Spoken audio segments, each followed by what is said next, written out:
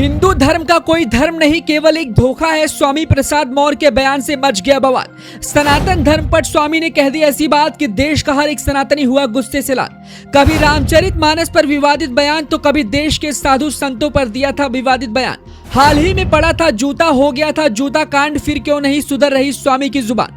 अखिलेश को लगा करारा झटका, यूपी के हिंदू वोटर्स हुए नाराज।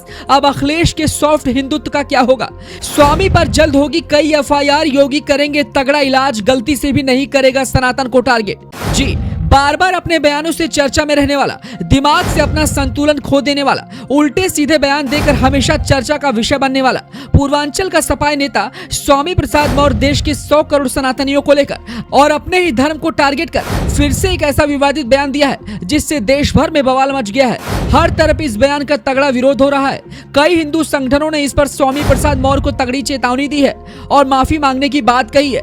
यूपी से लेकर देश का हर एक कोना इसके बयान से गुस्से से आग बबूला हो रखा है। वहीं स्वामी ने अपने बयान से अखिलेश के सॉफ्ट हिंदुत्व वाले टारगेट को भी करारा झटका दिया है, जो इस वक्त पूरे उत्तर प्रदेश में परशुराम की मूर्तियां बनवा रहे हैं और हिंदुत्व को अपनी तरफ खींचने की खातिर माथे पर टीका लगा रहे हैं और मंदिर मंदिर भी घूम रहे हैं, क्योंकि कुछ महीने बाद लोकसभा चुनाव होने हैं और सपा का जो हाल यूपी की लोकसभा सीटों पर है, इससे अखिलेश की पार्टी का अस्तित्व भी खतरे में है। और अगर इस बार की चुनाव में सपा वापसी नहीं कर पाई तो ये कहना गलत नहीं होगा कि सपा की नैया यूपी में डूब चुकी है। लोकसभा चुनाव में कुछ महीने का वक्त बाकी है। इस वक्त सपा जहां पूर्वांचल में खुद को मजबूत करने की कोशिश में है, तो वहीं स्वामी के इस तरह के विवादित बयान से हिंदू वोटर्स और खास तौर से ब्राह्मण और ठाकुर वर्ग के लोग काफी नाराज हो सकते हैं। स्वामी के बयान के बाद जल्द ही कई जगहों से एफआईआर की भी खबरें आने वाली है।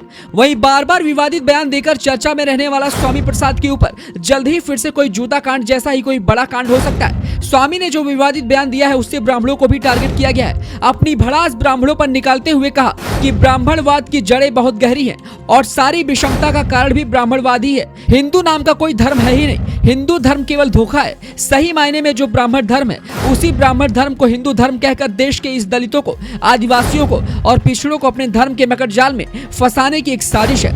अगर हिंदू धर्म होता तो आदिवासियों का भी सम्मान होता, दलितों का भी सम्मान होता, पिछड़ों का भी सम्मान होता। लेकिन क्या विडंबना है कि आदिवासी समाज से आने वाली राष्ट्रपति को मंदिर में जाने से रोक दिया गया। वहीं बताते चले कि बार बार विवादित बयान दे रहे स्वामी प्रसाद मौर्य पर योगी के द्वारा भी तगड़ा एक्शन लिया जा सकता है, क्योंकि बार बार सनातन धर्म को टारगेट कर इस तरह की बातें करना स्वामी प्रसाद मौर्य भले ही अपने आप को चर्चा में रखना चाहता है, लेकिन इससे योगी आदित्यनाथ भी काफी गुस्से में है। साथ ही सपा को बड़ा नुकसान होना तय माना जा रहा है, क्योंकि पूर्वांचल में बीजेपी लोकसभा चुनाव में एक बार फिर से झंडे गाड़ने वाली है। अखिलेश इस समय पूर्वांचल में अपने गढ़ को बचाने में लगे हैं। आजमगढ़, लालगंज और गाजीपुर जैसी सीटों पर वापसी की तैयारी कर रहे हैं। तो वहीं स्वामी के इस विवादित बयान ने अखिलेश को करारा झटका दिया है और अगर अखिलेश ने स्वामी से इस तरह के विवादित बयान देने की रोक न लगाई तो यूपी में अखिलेश यादव के हाथ नील बटे सन्नाटा लग सकता है। साथ ही ये भी सवाल उठ रहा है कि आखिर बार बार स्वामी प्रसाद मौर्य इस तरह की बयानबाजी क्यों कर रहा है? आखिर इस तरह की बयानबाजी से उसे क्या मिल रहा है? वही एक और बड़ा सवाल ये भी है कि खुद हिंदू होकर बार बार अपने ही धर्म को क्यों टारगेट करता रहता है और उल्टे सीधे बयान देता रहता है। हाल ही के कुछ महीनों के अंदर स्वामी प्रसाद ने रामचरितमानस पर भी विवादित बयान दिया था,